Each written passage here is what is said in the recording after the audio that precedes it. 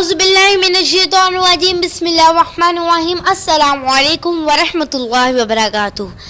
پیارے دوستو، آج میں آپ کو جو واقعہ سنانے جا رہی ہوں وہ دجال کے بارے میں ہے۔ قرب قیامت کا ایک خوفناک فتنہ جس کا خوف اور دبدبا ہر زمانے میں پایا جاتا تھا، اس فتنے کا ذکر اگر صحابہ کرام رضی اللہ تعالی عنہ کی مجلس میں بھی ہو جاتا تو صحابہ کرام رضی اللہ تعالی عنہ زار و قطار رونے لگ جاتے اور اللہ تبارک و تعالی کی پناہ مانگتے۔ آج ہم بات کریں گے کہ کائنات میں سب سے بڑے فتنے یعنی دجال کے بارے میں۔ اصل میں دجال کون ہے؟ حقیقت میں کس شخصیت کا نام دجال ہے؟ دجال کب پیدا ہوا اور کیسے؟ اور اس کے ماں باپ کون ہیں؟ اور کیا حضور اکرم صلی اللہ علیہ وسلم کے زمانے میں بھی دجال موجود تھا؟ اور دجال اس وقت کہاں ہے؟ اور دجال اس وقت دنیا میں کب ظاہر ہوگا؟ پیارے دوستو، ان تمام سوالات کے جوابات قرآن و حدیث کی روشنی میں ہم آپ کو بتائیں گے۔ اس ویڈیو کو آخر تک ضرور دیکھیں اور ہمارے چینل کو لائک شیئر سبسکرائب ضرور کریں۔ اب ہم اپنے واقعے کا آغاز کرتے ہیں۔ حضور اکرم صلی اللہ علیہ وسلم نے فرمایا کہ قیامت اس وقت تک ظاہر نہیں ہوگی جب تک دجال اس دنیا میں ظاہر نہ ہو جائے۔ دجال کی ظاہری نشانیاں اور شکل و صورت کے بارے میں حضور کریم صلی اللہ علیہ وسلم نے ارشاد فرمایا کہ دجال چھوٹے قد کا ہوگا، وہ بدصورت ہوگا، وہ ایک آنکھ سے اندھا ہوگا، اس کے دونوں پاؤں ٹیڑھے ہوں گے، اس کے پورے جسم پر لمبے لمبے بال ہوں گے اور اس کے سر کے بال گھریالے ہوں گے۔ اس رنگ سرخ اور گندمی ہوگا، اس کی ناک طوطے کی چونچ جیسی ہوگی۔ دجال کی واضح نشانیاں یہ ہوں گی کہ اس کے ماتھے پر قاف، فا اور را لکھا ہوگا۔ جو مسلمان ہوں گے وہ اسے پڑھ لیں گے، جو پڑھے ہوں گے اور جو ان پڑھ ہوں گے وہ بھی اسے پڑھ لیں گے، لیکن کافر اور فاسق اسے پڑھ نہ سکیں گے۔ جب دجال لوگوں کے سامنے ظاہر ہوگا تو وہ پرہیزگار کے روپ میں ہوگا تاکہ لوگ اس کے زیادہ سے زیادہ اتباع کریں۔ اندر سے وہ کافروں کی طرح ظالم ہوگا۔ جب دجال سب سے پہلے اپنی نبوت کا دعویٰ کرے گا، جب اس کے ماننے والوں کی تعداد زیادہ ہو جائے گی تو یہ خدائی کا دعویٰ کر دے گا۔ دجال اس وقت بہت بڑی سواری پر سوار ہو کر پوری روح زمین میں گردش کرے گا اور سواری اتنی بڑی ہوگی کہ اس کی دونوں آنکھوں کے درمیان والا فاصلہ 40 فٹ کا ہوگا۔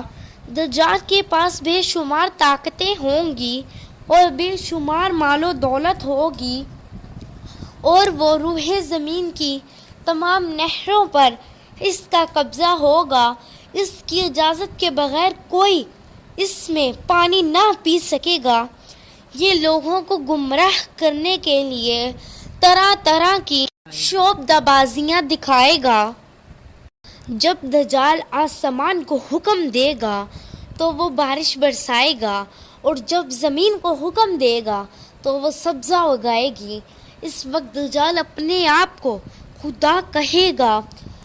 جو لوگ اس کے پیروکار بن جائیں گے وہ ان کو مال و دولت دے گا، وہ عیش و آرام سے زندگی گزاریں گے، اور جو لوگ دجال کو خدا ماننے سے انکار کریں گے دجال ان کو بے رحمی سے قتل کر دے گا۔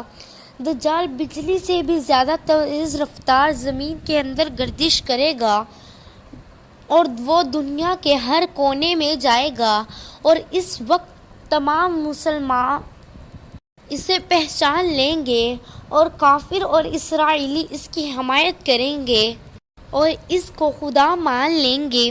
دجال پوری دنیا میں فساد پھیلانے کے بعد مکہ اور مدینہ میں جائے گا۔ جب وہ مکہ میں داخل ہونے کی کوشش کرے گا تو اسے مکہ میں داخل ہونے سے روک دیا جائے گا۔ آخر کار مکہ سے ذلیل و خوار ہو کر مدینہ کی طرف جائے گا۔ اس وقت مدینہ شریف کے 7 دروازے ہوں گے۔ ہر دروازے پر اللہ تبارک و تعالیٰ کے حکم سے ایک نائب فرشتہ مقرر ہوگا اور وہ اسے مدینے میں داخل ہونے سے روکے گا۔ دجال مدینہ سے باہر جا کر کھڑا ہوگا اور ایک زوردار چیخ مارے گا۔ جتنے بھی منافقین اندر ہوں گے وہ باہر آ کر اس کی جماعت میں شامل ہو جائیں گے۔ دجال 40 دن تک دنیا میں رہے گا۔ اس کے بعد حضرت عیسیٰ علیہ السلام اور حضرت امام مہدی علیہ السلام اللہ کے حکم سے اس زمین پر آ کر اسے ختم کریں گے۔ اس وقت مسلمان اور دجالیوں کے درمیان بہت بڑی جنگ ہوگی جس میں دجالی ہار جائیں گے۔ اس وقت دجال حضرت عیسیٰ علیہ السلام سے ڈرتے ہوئے فلسطین کی سلطنت کی طرف چلا جائے گا۔ حضرت عیسیٰ علیہ السلام اسے مقام لوط پر پکڑ لیں گے اور اللہ تبارک و تعالیٰ کے حکم سے دجال کو ختم کر دیں گے۔ اب ہم آپ کو دجال کی پیدائش کے متعلق بتاتے ہیں۔ پیارے دوستو، دجال کی پیدائش کے متعلق بہت سی روایات ملتی ہیں، جیسا کہ رسول کریم صلی اللہ علیہ وسلم کے دور کی بات ہے کہ جب مسلمان مکہ سے مدینہ کی طرف ہجرت کر رہے تھے تو ان دنوں مکہ کے اندر ایک یہودی عورت نے ایک بچے کو جنم دیا۔ وہ پیدائشی کانا تھا۔ یہ بچہ پیدائش کے اعتبار سے عجیب و قط تھا۔ بچپن میں یہ بچہ بچوں کے ساتھ کھیلا کرتا، لیکن آہستہ آہستہ یہ بچہ مشہور ہونے لگا اور اس نے مدینے میں اپنے اوپر وحی آنے کا دعویٰ کر دیا اور لوگوں کے ساتھ پراسرار باتیں کرنے لگا۔ جب اس کی ماں کو پتہ چلا تو وہ آپ صلی اللہ علیہ وسلم کے پاس گئی اور بتایا کہ آپ صلی اللہ علیہ وسلم اس کا معائنہ کریں، یہ کیا کر رہا ہے۔ ایک دن حضور اکرم صلی اللہ علیہ وسلم اپنے صحابہ کرام کے ساتھ اس بچے کا معائنہ کرنے کے لیے اس کے گھر گئے۔ آپ نے راستے میں اس بچے کو ایک انصاری بچے کے ساتھ کھیلتے دیکھا۔ اس بچے کا نام ابن سیاد تھا۔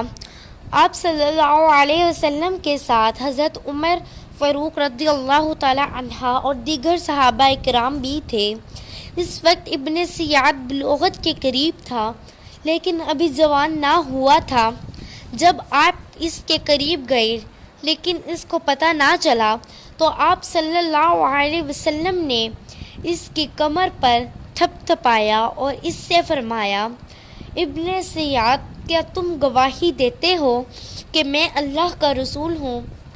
تو اس نے آپ کی جانب دیکھا اور کہا، میں گواہی دیتا ہوں کہ آپ اللہ کے رسول ہیں۔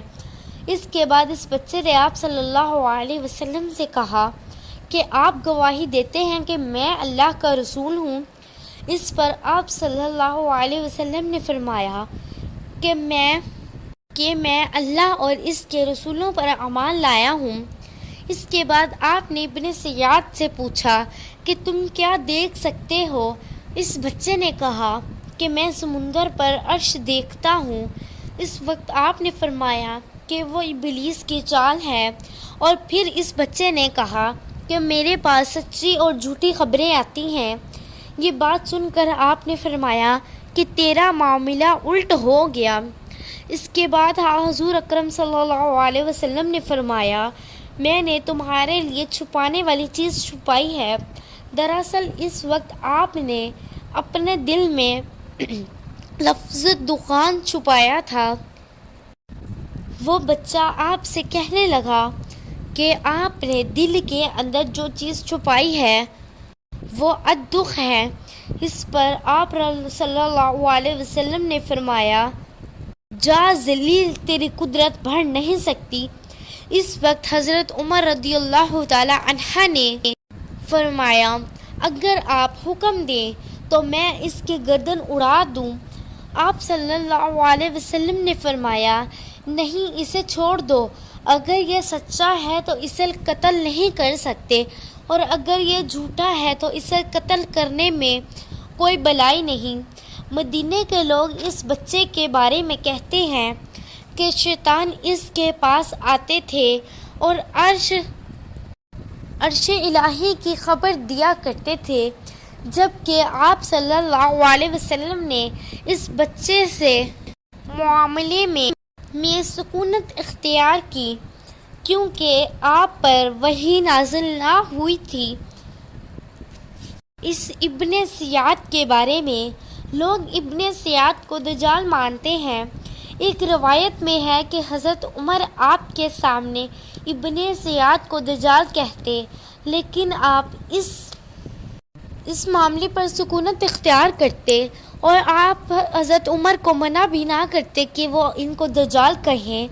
کچھ واقعات میں آیا ہے کہ ابن سیاد بعد میں مسلمان ہو گیا تھا اور کچھ میں ہے کہ ابن سیاد ہی قیامت سے پہلے دجال بن کر اس دنیا میں ظاہر ہوگا۔ پیارے دوستو، دجال پیدا ہو چکا ہے اور اس کا جزیرہ کسی کو معلوم نہیں، اور یہ ایک جزیرے میں بہت سالوں سے قید ہے۔